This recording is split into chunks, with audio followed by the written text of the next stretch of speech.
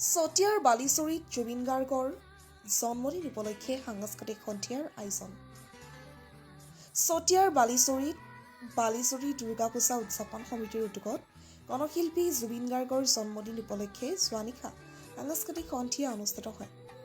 অসমীয়া হিয়াৰ আমঠু শিল্পী জুবিন গাৰ্গৰ প্ৰতিচ্ছবিত শ্ৰদ্ধাঞ্জলি জ্ঞাপন কৰি এই সাংস্কৃতিক সন্ধিয়া শুভাৰম্ভ কৰা হয়। উক্ত সাংস্কৃতিক অনুষ্ঠানত অংশগ্ৰহণ কৰে জনপ্ৰিয় নৃত্যশিল্পী ফ্লৰিনা গগৈয়ে। জুবিন গাৰ্গৰ মায়াবিনী গীতত নৃত্য কৰি হাজাৰ হাজাৰ ৰাইজৰ মন জয় কৰিবলৈ সক্ষম হয় নৃত্যশিল্পী ফ্লৰিনা গগৈ।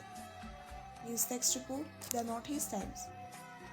বালিজুৰি চবকে মই নমস্কাৰ জনাইছো। আজি বহুত ভাল লাগিছে ইয়ালৈ আহি। আজি মই চবৰে মৰম আশীৰ্বাদ ল'বলৈ আহিছো।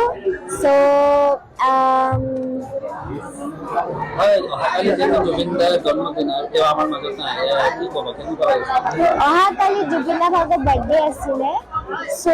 মানে মই বহুত মিছ কৰিছো, আমি চবেই মিছ কৰিছো।